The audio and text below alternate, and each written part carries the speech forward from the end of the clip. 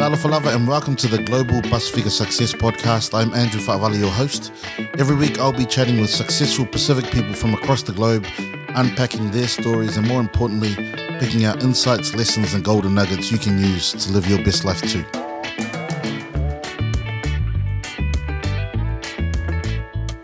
Thanks for joining me, Lehua. It's just great to have you on board and great to have you on the show. Tongan heritage, and currently the acting principal lawyer at the Crown Law. Yep, that's correct. And also director of Trinity York Legal and Migration, which is a law firm you own with a couple of friends. Is that right? Yep, that's right. Okay, and then, beyond the profession, also a loving wife and a proud mother of 1 + 1 on the way. And daughter and sister to, and also auntie and famous relative to many. So I'm really happy to have you on board. Thank you so much. Lehua, do you just want to tell us about what you're doing at the moment in terms of your profession? Yep, sure. Thank you, Andrew, for this opportunity. So as Andrew has just mentioned, I am currently working full-time until I go on maternity leave at the end of June with a team in Crown Law, and I'm in that position. I'm acting principal lawyer, so I do native title claims representing the state in Indigenous claims to land. I also part-time, when I can find time, I'm a director with Trinity York Legal and Migration. I started that up when I was on maternity leave last time because I've always had an interest in migration, and I always receive, as a lawyer, phone calls from, generally after hours, from Tongans or Pacific Islanders in general, asking for advice or assistance with their migration matters, and I've discovered I have a knack for that, having been raised by someone who used to do migration, my mum. She was quite high up in Tonga before we migrated when I was 4, and migration's always been a thing that I understand and can relate to, being a migrant myself. And on top of that, full-time mum, enjoying that, and then soon to be a mother of 2. On top of that, I also volunteer.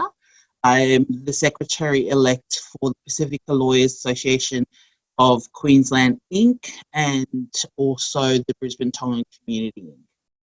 So they're both not-for-profit associations that basically provide or give a voice to either Tongans in the Brisbane Tongan Community hat, for Tongan migrants and Tongan nationals in Brisbane, Queensland.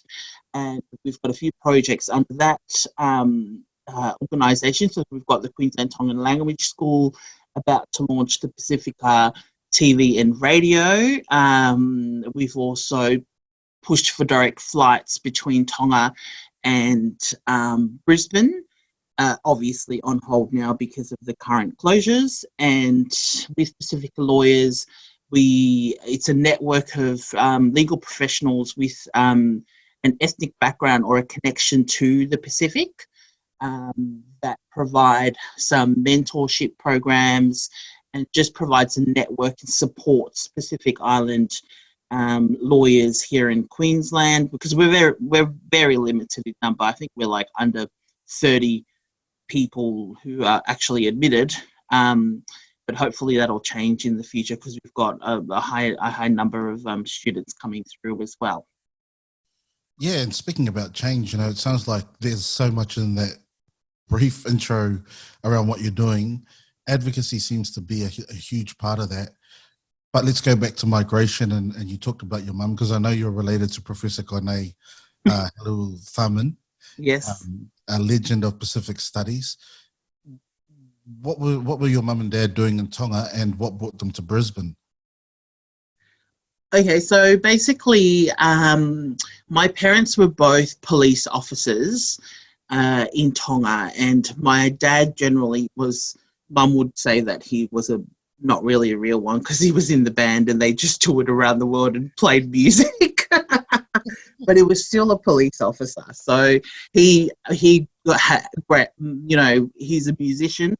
As you as you've just alluded to, my mihitanga, as our Tongan culture dictates. So they're the matriarchs in our family. So my dad's elder sister on his mum's side is Professor Gonai Helu Thaman, and she's my namesake. So in that tradition, she named me. So she was one of my mentors growing up, and still is my mentor. So she pushed my parents to educate both myself and my two brothers. So there's only three of us. And while we were in Tonga, certain things or situations developed where my mum, I can mention it here, I think I can, was the whistleblower in relation to the Chinese passports, the Tongan passports that were being sold to the Chinese. And it still, I think yes, the people that have apparently, were the barrier, I think, for my mother growing up when we were there. It made it difficult for us. But while that happened, she had the delegating power, or was the permit officer in the airport in Tonga. And so back then, immigration was under the police department. And so she headed up together with the, I don't know what they called them back then, the CEO or the minister at the time for migration in Tonga. And so mum worked a lot and had, varying hours. So I remember being babysat by police officers, migration officers. I even used to ask mum, is it true that I used to come with you to the airport and stamp people's passports? And apparently that happened when I was 3. So so when she discovered those passports, I could talk about this because mum would be happy that I do. And at that time, mum and dad had already decided to apply for permanent residency here in Australia to try and give us a better life. So they had just been granted that permanent residency back in the 80s, and in that time frame, mum discovered this illegal activity that was happening in Tonga at the time, and she made a report. So when she reported it to the minister, who are now all deceased, so it doesn't matter, and the powers that be back then, she was told to quit. So she was forced out of the force and was, declared a whistleblower, and that's basically what cemented our decision to migrate. So when we migrated, the difficulty in that, and I recall it because being the eldest, and then my two brothers were still quite young, we had to leave the country without my mum. Sorry to be emotional. And we went to Fiji, my dad and I, and my youngest brother, John, and because mum wasn't allowed to leave the country. They told her to quit, but then she couldn't quit because they wanted her to train someone up. So they said, you're given 6 months to train someone up, but you can't leave the country. So they even tried, this is the government representatives at the time, tried confiscating our passports and wouldn't let us leave the country. So in that sense, we just made the decision, we have to go. So we fled to Fiji and stayed with my auntie Gonai, and then we made our way over to Australia. But I recall it because I was still quite young. Sorry, Andrew, to get emotional. Oh, okay. You can edit this later. And basically, And so basically, we went to Fiji, went back, and had to go back a few months later, and to try and get mum back. So obviously, she trained someone up, and then they eventually let her go. But to this day, it's still an emotional point for my mum, where she just couldn't get over it. Like, she did everything she could. She never took people's money when they came to pay for her to do their passports or do their permits to come overseas. But I think in that, it kind of, in her trials, she managed to triumph and push for a better future for us, so that we can not be treated like that. And that's so in that, and Dad has always taught us knowledge is power. So growing up, we had those great mentors that, pushed for a better education. Even though we were raised humble, we had to start back from scratch, like coming over from Tonga and having your qualifications not recognised here in Australia. And my parents both tried applying for the police force here in Australia, but they couldn't because, number one, they weren't yet citizens, and their qualifications in Tonga were just not recognised. So they had to find any job that would just put food on the table. So I saw those sacrifices, and my brothers and I made sure that we kept to the promise, and we made a promise to our parents. Once we finish high school, we'll, as long as we get something, a piece of paper, whether it's through TAFE or university, but having the benefit of, I think, Gonai and Randy and I think my first cousins who actually went through and finished degrees back then, because we grew up in Goodna. Like, I'm not sure most people know that when we migrated to Brisbane, we grew up in a commission home in Goodna. So we lived there for like over 13 years, but went to the private school there, so Westside Christian College, but to put us through private school, my parents had to find jobs that could pay for it. So they were cutting onions on the weekend or selling flowers on the side of the road, whatever it was, just to pay our private school, because they saw the importance of educating us. Okay, so it sounds like your mother was a real stickler for the truth, and when she came across this corrupt thing, and maybe it was something that a lot of people turned a blind eye to at the time, and who knows, because I didn't even know this. I wasn't trying to probe I didn't no idea about the story. We're going to kick off at such an emotional, and you're like, whoa. Yeah, no, it's cool. Well, it's cool to hear, but maybe at a point of reflection, when you reflect back on that as a really proud Tongan, and I'm sure your parents are really proud Tongans, what does that do to your identity and your patriotic kind of lining? Oh, at first, I think when I came to the realization of what had happened, because obviously at the time I was only 4. So, even though I'm emotional now, but it's because the constant storytelling. So Mum would remind us of where we came from and what we endured to get here. So she didn't want us to be, one of a better word, she didn't want us to be going down the same employment as she was only able to get. So, she didn't want me just to be an admin officer or work in a factory for the rest of my life and limit myself to where I was growing up. She wanted us to develop dreams, if you want to call it that, and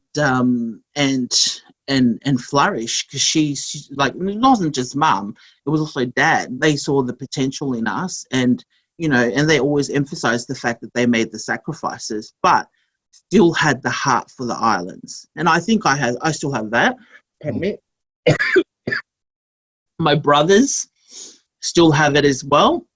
And so growing up here, we were seen as Tongans. We had to basically respond as such. So when I grew up, I was quiet. You'd be surprised what Really? People don't believe me, but I was. But the reason why I was really quiet growing up is when we migrated, I don't think that many people had ever seen Polynesians. We came in the late 80s, so we lived in Melbourne first, and we lived in a predominantly European. I think there was only 2 Pacific Island families in our area, in Altona, in Melbourne, and it was 2 Tongan families.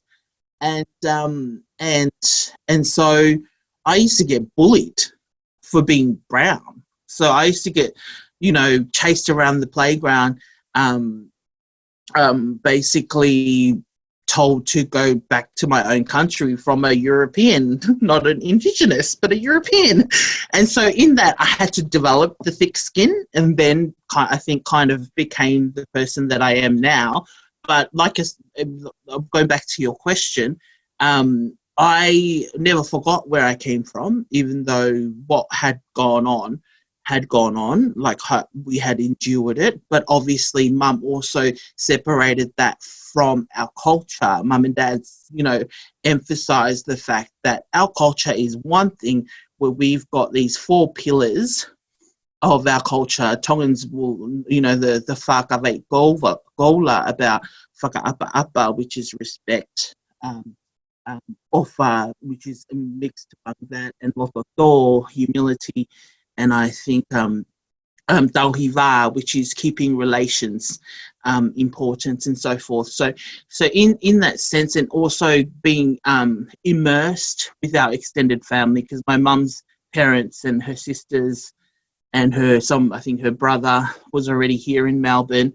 So we grew up, and then Dad's, you know, he had cousins and people, and his extended family were in Melbourne, or still are in Melbourne. So we grew up with the extended, like, clan family, and we went to church every Sunday. We were seen as Tongans, even though we are now migrants here to this foreign country, but we you know, we continued our culture, and we continued that link, and always had the heart for home. And I had the benefit of going back to Tonga every Christmas to be taught the Tongan Tauorunga. So and I think also that was a way in which my parents made sure that we were not disconnected from Tonga. And we had Dad was raised by his great aunts, and we call them all our nanas. So we're very lucky to have a lot of our elderly people that raised my dad, his aunties, basically. So they're the matriarchs as well of our family. And you'd be surprised, Andrew, they were actually missionaries to Samoa. So my great-grandfather, Sione Hafoka, is buried in Beulah. So he was one of the missionaries that were sent over to Samoa in the, I think it's the late 1800s. And I've gone there twice. I've seen his tombstone.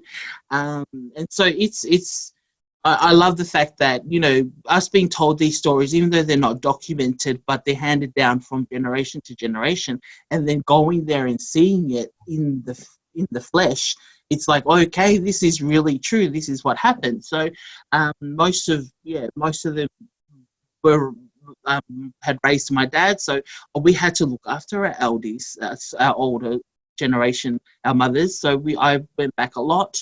And then eventually one of them came over. I call her my dad's adopted mum, Stella, and who's just my great grandmother's first cousin on her mum's side, but also like a sister. So they were raised together.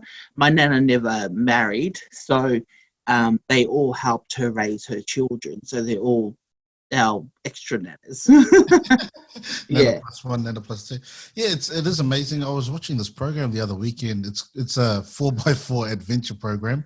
Yeah, and they go all over Aussie, and these 2 Aussie die-in-the-wool Aussie blokes, and they actually went up to the Torres Strait, and they saw a burial ground, and there was a whole bunch of Samoan missionaries, and on the headstone it had born in Apia and then passed away. And I was like, man, we did breach borders, and there was no lockdown. Given that you've come from a lineage of missionaries plus advocates and sticklers for the truth, was it always going to be that you were going to be a lawyer, or did that kind of develop? I thought I'll be the first Tongan Mariah Carey. Or the first Tongan Kenny G. Ask my brothers. Oh, really? Did you play the sax? I played the alto saxophone, yes. I loved music, but obviously that never happened, and my parents told me you need a fallback plan. So I think being developing that ability to be able to defend myself against bullies, and then coming out of my shell, I became an advocate, and I just developed I think I already had the heart for service because I saw it with my parents, and I just didn't. It was just a thing that I enjoyed. I discovered that I have a knack for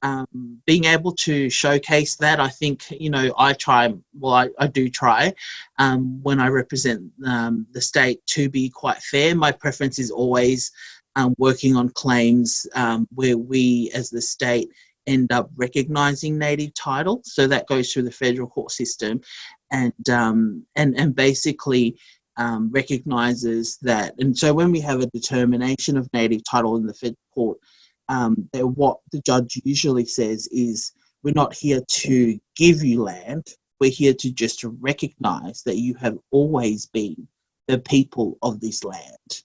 So in a way, it's just the current autonomous government, because we still have to work within the realms of this nation, is basically, it's trying to find that compromise between what had happened in the past and also the current interest in the current, state of the country, and giving that recognition. So it's a complex area of law. It's not everybody's cup of tea, but I never thought that I would ever work for the state government.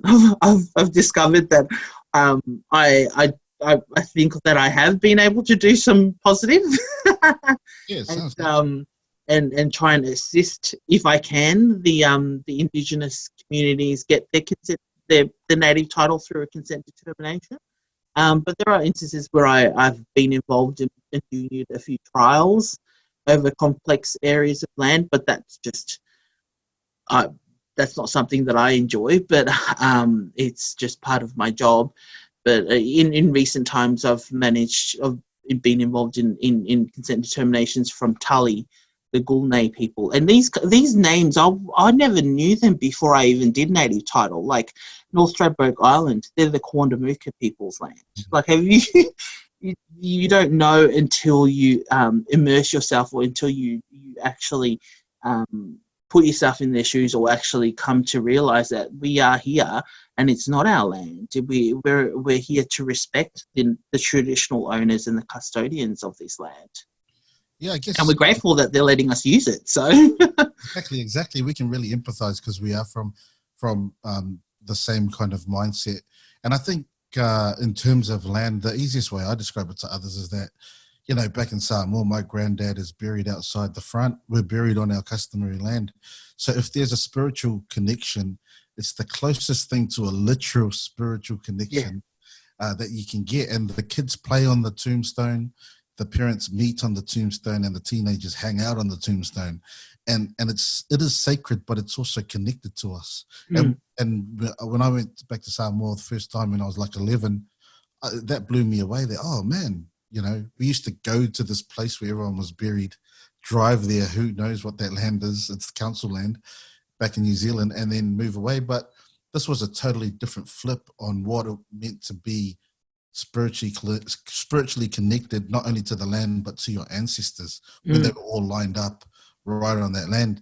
But respect to you, man, because that's really important work, and we know that it can sometimes be tough for you, because when I was at law school, I used to think, oh man, people used to say, oh, how do we use Western instruments to prove Indigenous concepts, and using the Torrens system and stuff like that to prove that is your land, and you could be on whichever side of the debate, but the truth is we need to try to figure out how to do it, and you're an agent in that whole process. So kudos to you.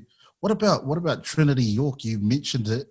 You've started while you're on maternity leave. It wasn't good enough just to be pregnant, dealing with another human in your body, but you went and decided to start a law firm. I think this is one of the instances where I think you've said in your previous podcast, and it's a great question, is that, God puts something in your heart, and either you do it or you die not listening to it and just ignoring it. So I've had it for, I think, God's put it on my heart to, like, in the fact that I found my purpose. Like, there's one of my favorite verses is from Proverbs, which says, there are many plans in a man's heart, but it is the Lord's purpose that prevails. So when I first got approached by one of my good friends, I think you've better, Cheryl, about her opening up her own law firm. Well, while I was on mat leave, she said, one of the things that she said to me was that, you know, I wouldn't be doing this without you. You're one of the ones that I go, well, is this like if I don't say yes, you're not going to do it. So, and I prayed over it, and I thought, how does this work? Because I'm enjoying my work at Crown Law. I don't want to leave, and it is, you know, being the primary breadwinner, I think most know in my family, I can't sacrifice that yet. So, and I enjoy native title. I got given, I think I believe that I was blessed with that position in Crown Law, because I found it hard to get a job when I first graduated and got admitted. So, because it was during the global financial crisis. But in saying that, I like jumped in, thought I could do it, and while I was on mat leave, I had to obviously seek approval from the ethics standard committee over at the Department of Justice, and when they approved it, that was my confirmation. I have to do this, and I already knew it in my heart, because for so many years I always had this thought, maybe I could just do this myself. I could do this, and I've always been one of the type of people, and you probably know, is that I stand in my own shoes, and if I'm questioned, I will still stand there and argue.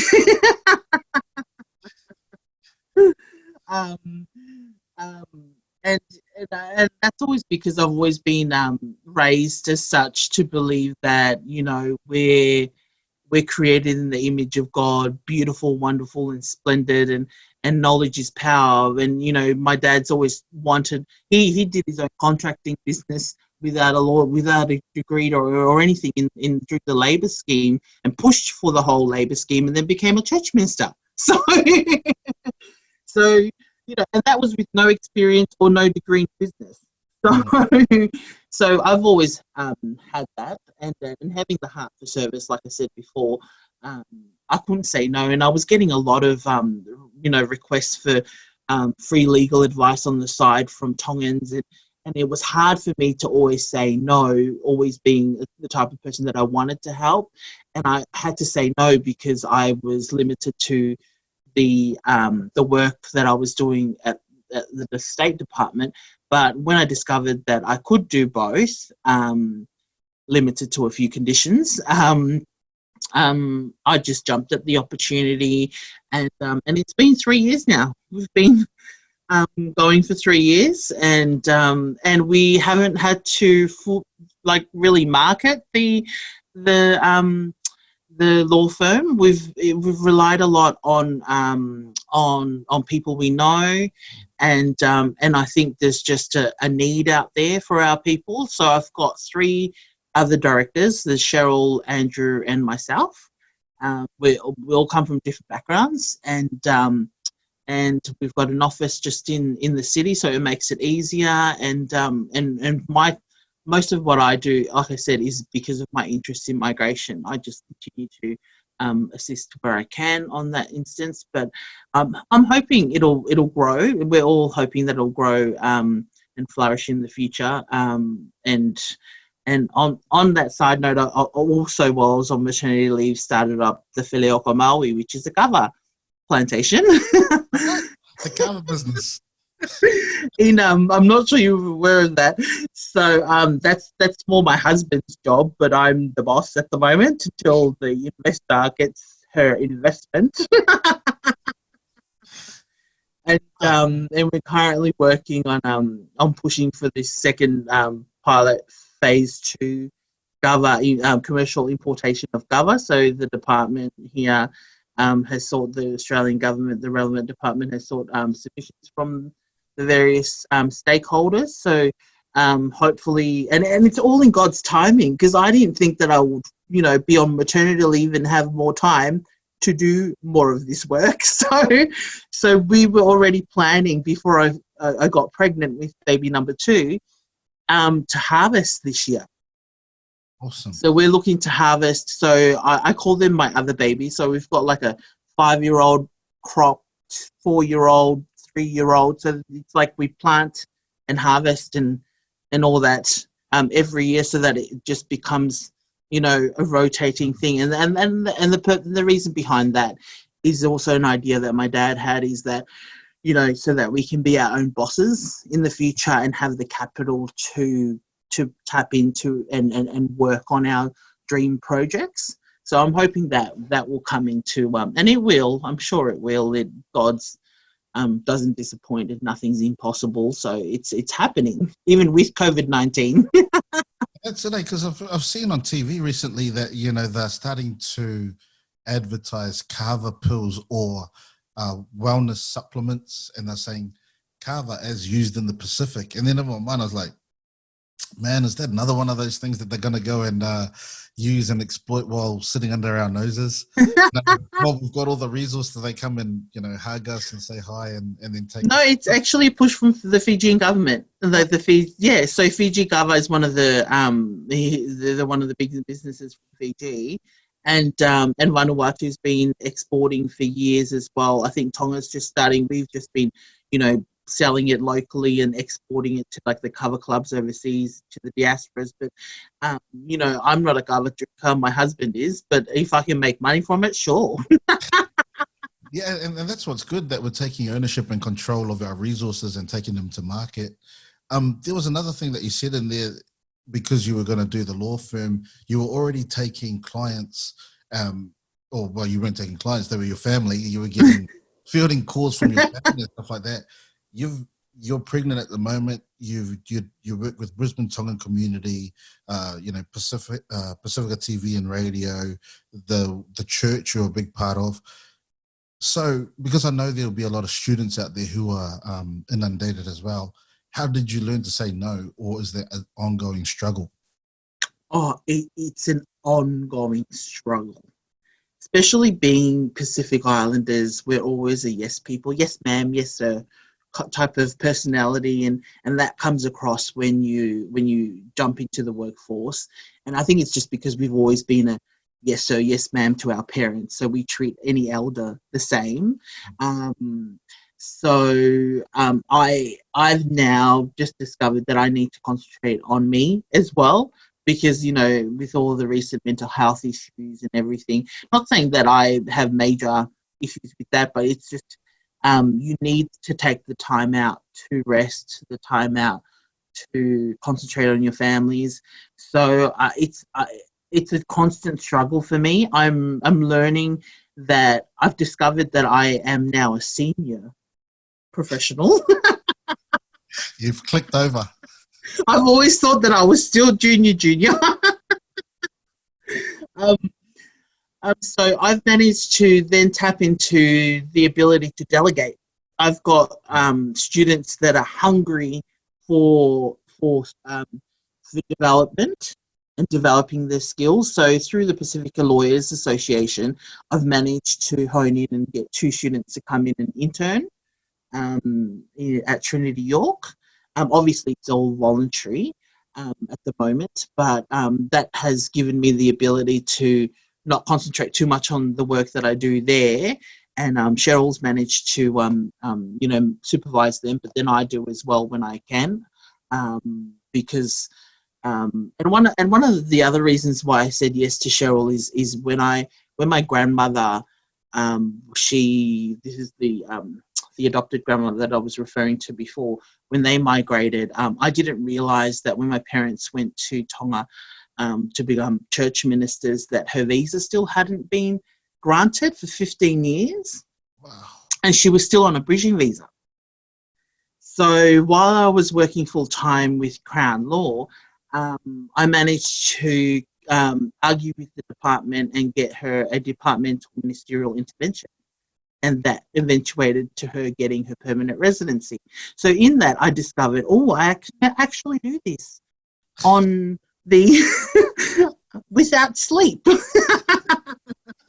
having that ability to do so many things, because even as youth, and I think Pacific Island youth will relate to this, and current students that are either studying law or whatever it may be, you've always got obligations as a Pacific Islander, not to your family, but to your church, your youth group, Now they have the GPA and the QTPA and the UQSPIA, so they're quite active as well. So there's always a juggling, trying to juggle your priorities.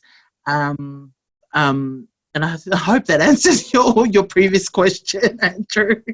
Yeah, because that delegation part of responsibilities is a big part.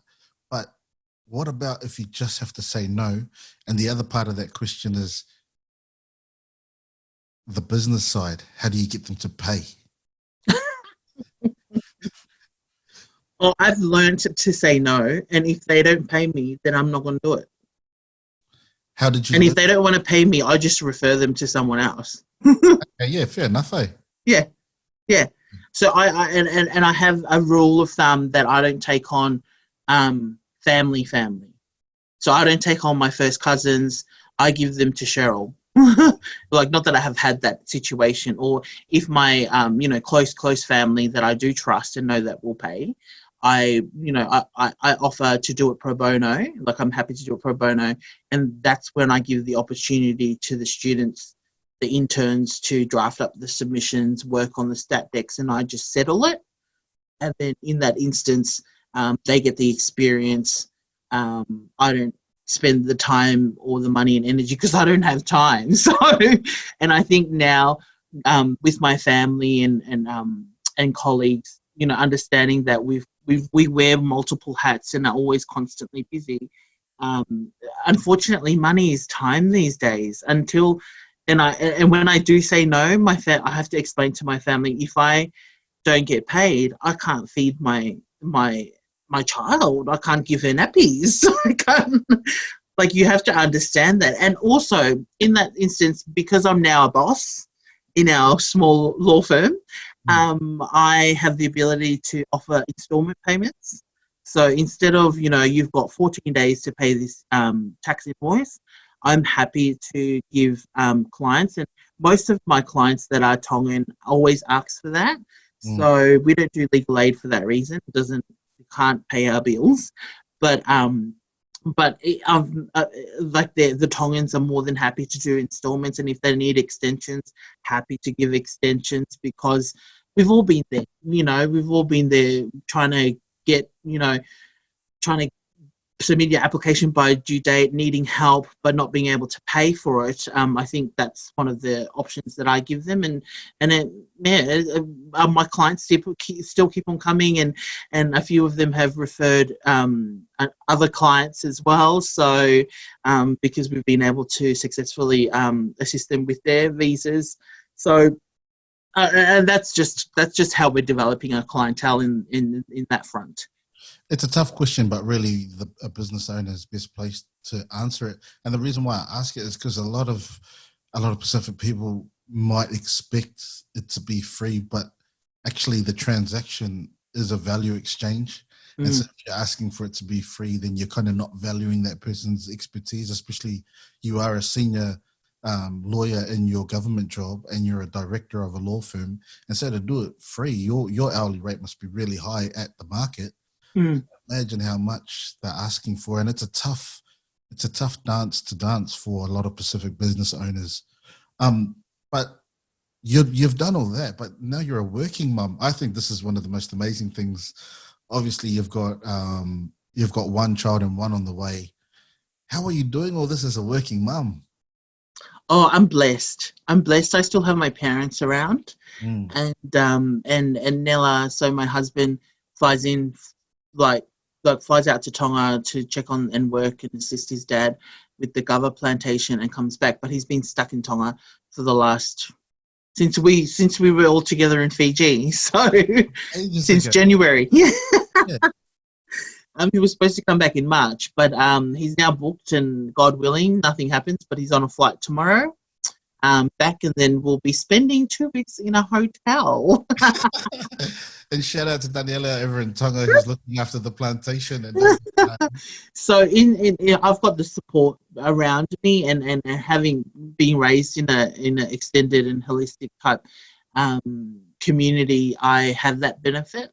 So even when my parents went here, I sent over my sister-in-law and her kids a few years ago, and they stayed with Matilita while I worked And then also we had a few international students here who happened to be my first cousin. So also helping out. But I'm finding now at the age of 3, she wants to go to school every day. So, so trying to explain to her the virus and the lockdown, she's like, no, I want to go to school. So,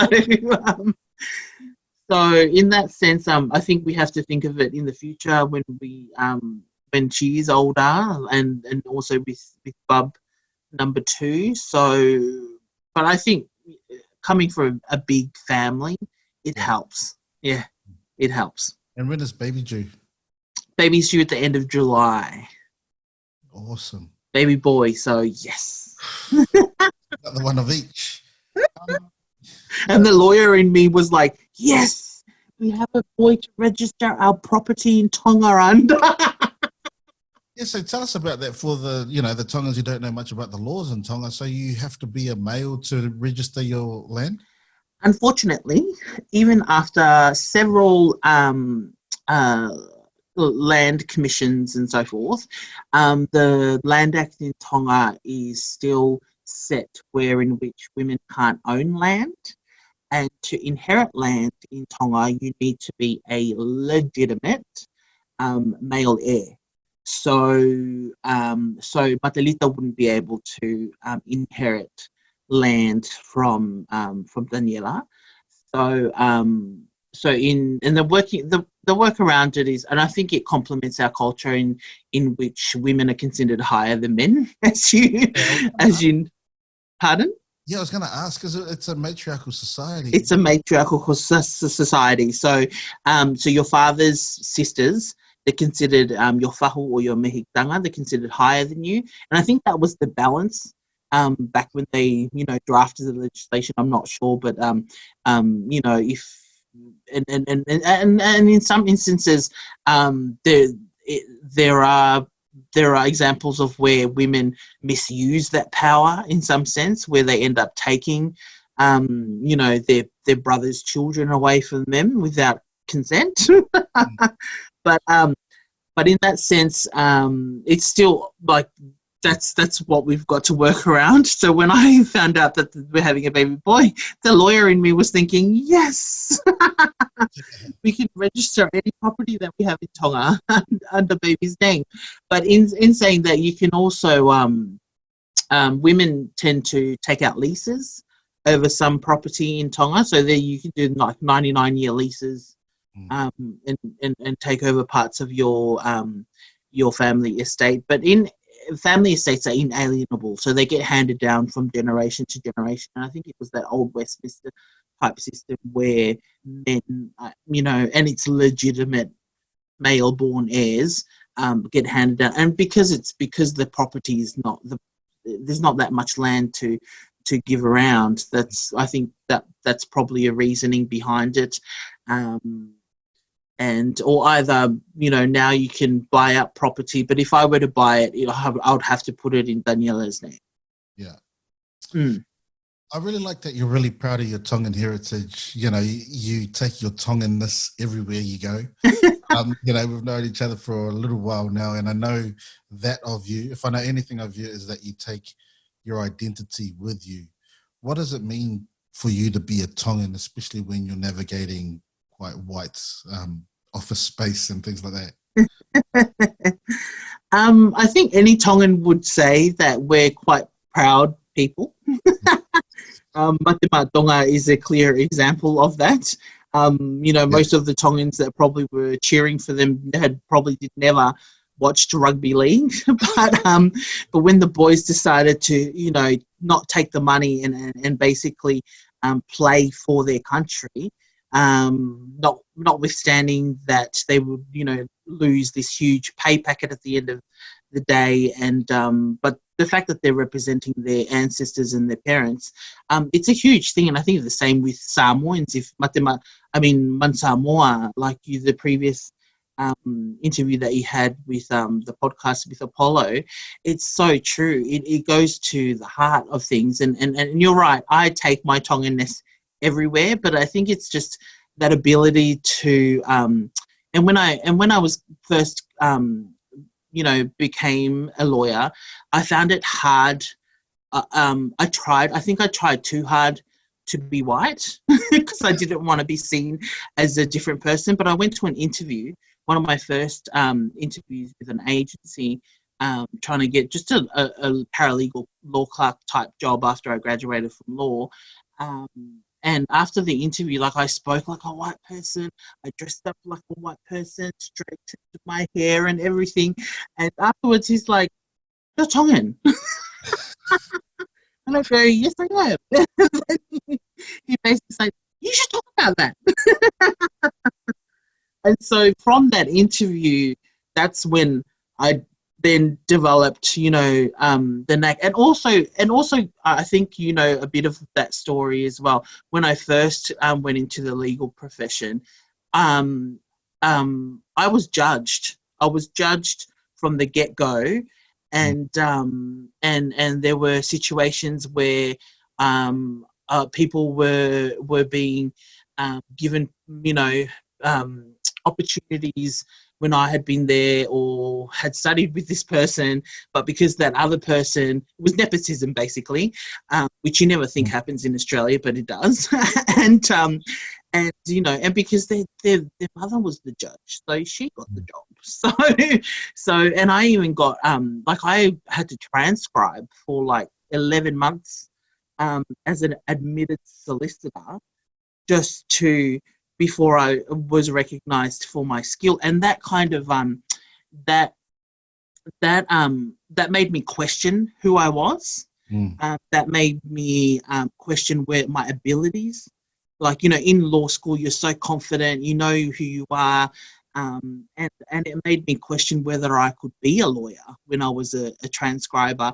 And even the people that I was working with in the records department at that time, they questioned, and I actually went to the manager and asked her, why am I not being given the opportunities to showcase my talent as a lawyer? Like, I've gone to law school just like anybody else, but I've been trumped for some reason. And she basically said, it's your personality, you're too loud and you're too friendly.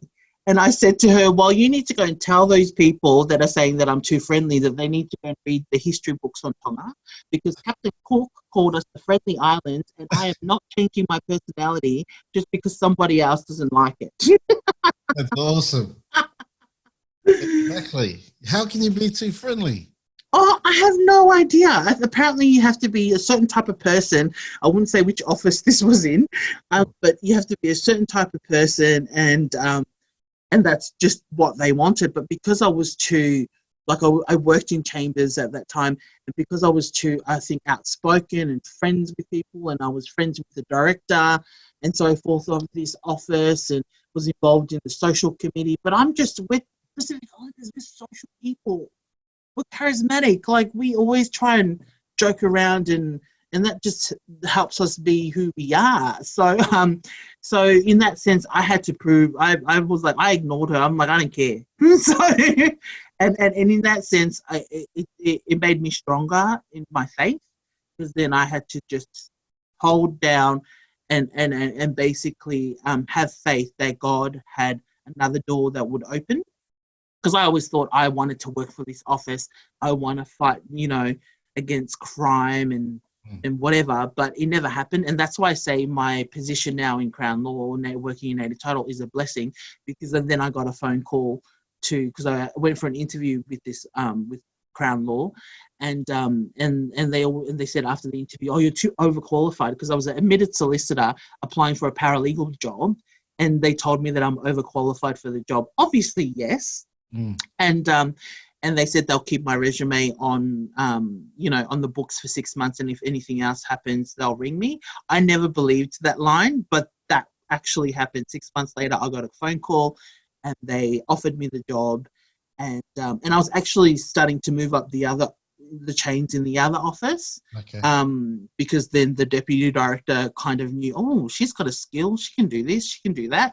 And I think it's just because we were unknown. We're still quite small. We're a minority in the legal profession, so not many people know our skill set and our background. They've, like, you know, in the office that I was working in, all the Pacific Islanders that they saw were the people that they were prosecuting. So, so, so in that sense, and I was the only Polynesian at that time in that office.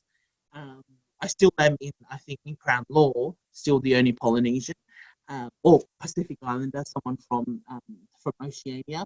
But now that we've got many students coming through that are wanting to be legal professionals, I can't wait. I can't wait to see them flourish. It's not like places like Auckland, where you've got a set history, and there are people that have already set, the ground for the next generation to come up. I think we're now the ones, Hilala and I, yourself as well, Andrew, are setting that. But like going back to my Tonganness, I've always had it. I think being proud of it and having parents that are proud to be Tongan, and when we watch rugby, for example, we were a big rugby family. We always go for the team that had the most Tongans. So we went for Wallabies because, Dokai Gefu and Willie O were in the Wallabies. But when Lomu played in the All Blacks, we went for the All Blacks, even though we never lived in New Zealand. So that's awesome, because I just really I want to touch on the Brisbane, the Queensland Tongan School Language School. So I think that's going to be a legacy piece for you guys. I think that's brilliant. I'd love it if there was a Samoan one. I think I can assume why you set it up, but can you explain? I want to hear from you why you guys set the Queensland Tongan Language School up. Oh, like you said, it's a legacy for our children. After becoming a mother, and I think you would relate once you and Nicola had your kids, is that you want to give something for them in the future, and being raised like we migrated when I was 4. I never got the opportunity to actually learn proper Tongan in a classroom. The Tongan that I learned was from my elders and in church. And whenever I asked Mum, "Can you teach me, the Tongan, the grammar?" She's like, "Go read the Bible."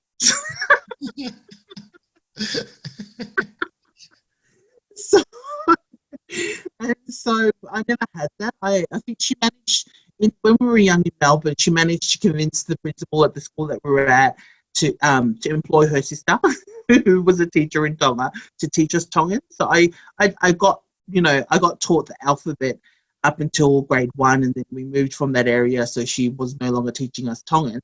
But I think the Samoans, they have the benefit of, when you're in the church environment, they have those classes and the Sunday schools and so forth. And I think you guys managed to maintain that language more so in that environment setting. But with the Tongans, we I don't know, we go. I don't want to say it, but it's just there wasn't a set place where children could go and immerse themselves in the language unless they were involved in some youth group or church settings. And not everybody goes to a Tongan speaking church. So I saw it more so for my daughter, and the vision behind it for me, and I can't speak for everybody in the Brisbane Tongan community, the committee, was that, being married to a Tongan who was raised and born in Tonga and who still talks Tongan. So the main language we speak at home is Tongan.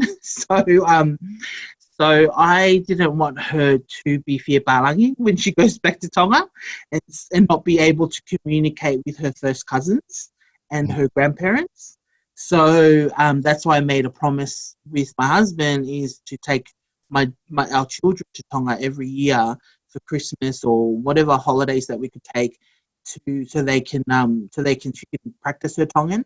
But I thought that wasn't enough. So when we got the opportunity and saw that there were other language schools, and I'm hoping that there'll be a Samoan, because I've always wanted to learn Samoan, is for us to start that. And we managed to get, and it was all God. We prayed over it. We worked towards this goal, managed to get it up and running. It still is running, even throughout COVID-19, but we even got the opportunity to, we got offered, Griffith University at the Logan campus accepted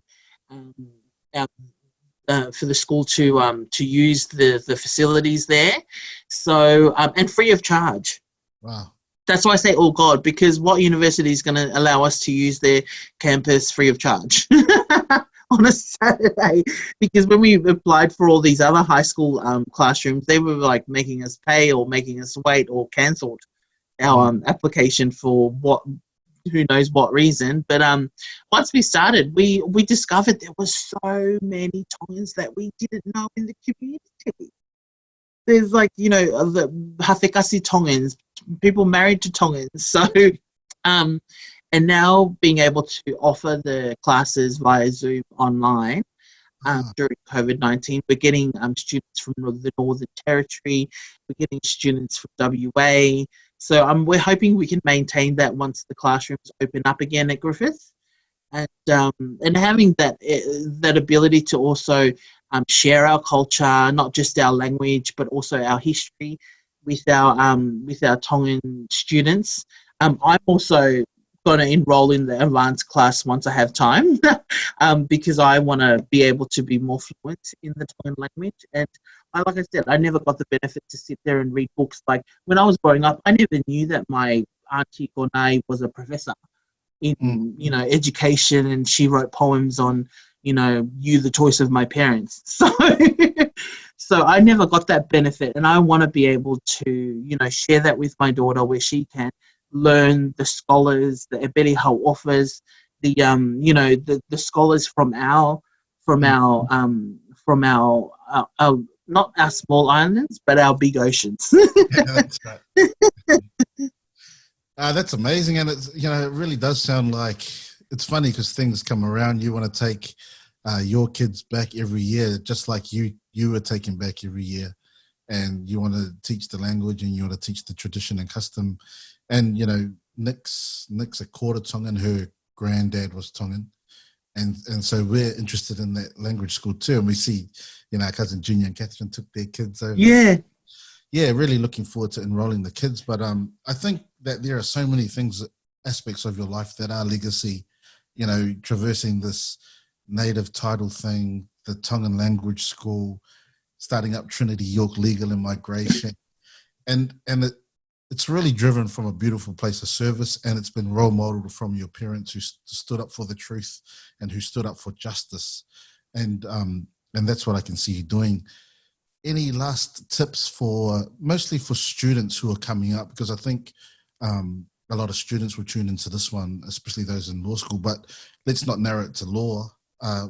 Any tips for Pacific Island students coming up through university, really? My only tip is don't give up, and the sky's the limit. If your dream is to become the first Pacific Island Prime Minister of Australia, go for it. If your dream is to become a rock star, go for it, work at it. Like, don't give up. And I come from a place of faith, but even if you're not a person of faith, you know, work hard at your dream.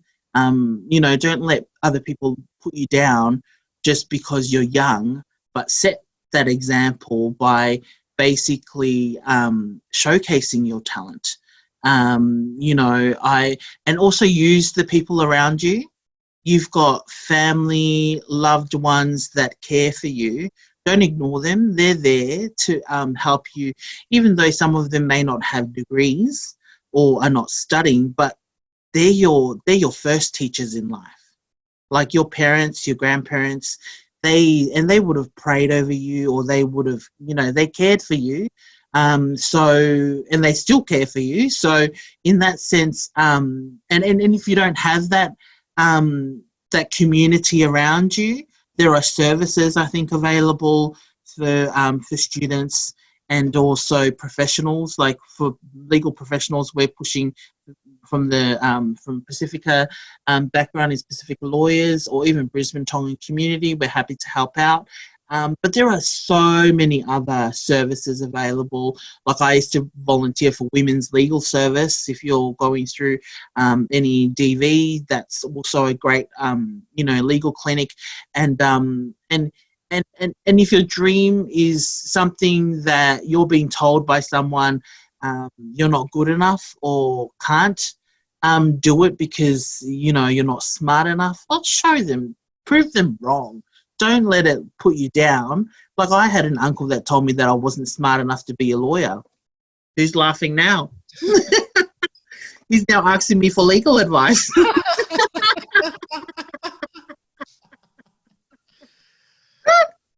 All right, let's get a call to action on this because you know, your auntie is a legend in Pacific studies. Choose one poem and let's get them to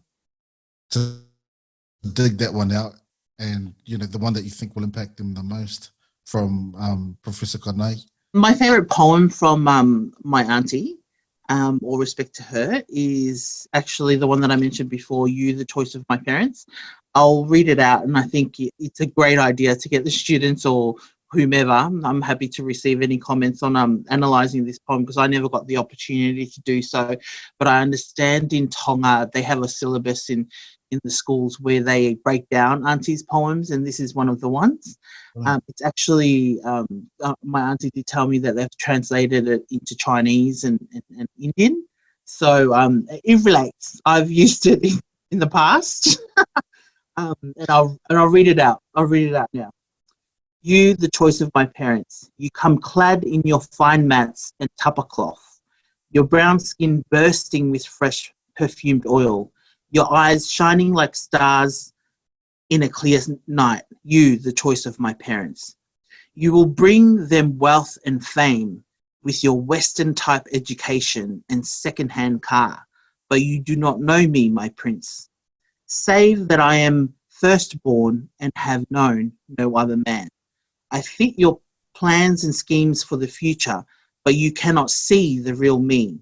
My face is masked with pretense and obedience, and my smiles tell you that I care. I have no other choice. The priest has left the altar now, and the dancing has begun. I see myself dying slowly to family and traditions, stripped of its will and carefree spirit, naked on the cold and lonely waters of a strange family shoreline, alienated from belonging truly.